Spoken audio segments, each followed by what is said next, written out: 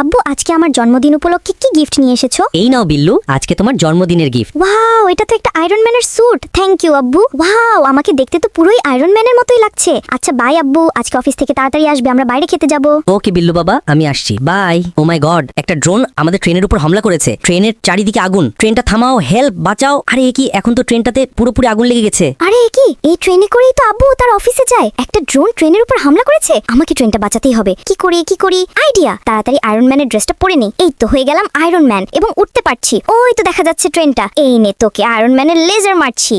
এবার ট্রেনটাকে ঠেলে আটকে ফেলি। আব্বু তুমি চিন্তা করবে না, আমি ট্রেনটাকে থামিয়ে ফেলেছি। কিন্তু খুব সাবধানে বিল্লু বাবা। ওকে আব্বু, আমার জন্য টেনশন করিও না আব্বু। আরে এ কি, এই ড্রোনটা তো আবার ফিরে এসেছে। হা হা হা হা হা, আমাকে এত সহজে হার মানানো যাবে না বাছা। বুঝেছি, এবার আমাকে আয়রন ম্যানের স্যুটের পুরো শক্তি ব্যবহার করতে হবে। আবার আয় দেখাচ্ছি মজা। এনে গুলি খা, এনে শক্তিশালী লেজার গুলি। ওহ নো, এই বাচ্চাটা তো আমার ড্রোনটাকেই অকেজো করে ফেললো। আর এখানে থাকে যাবে না। আরে বাবা পালাই এখানে থেকে দ্রুত। বন্ধুরা, তোমরা বিল্লুর জন্য লাইক ও সাবস্ক্রাইব করো।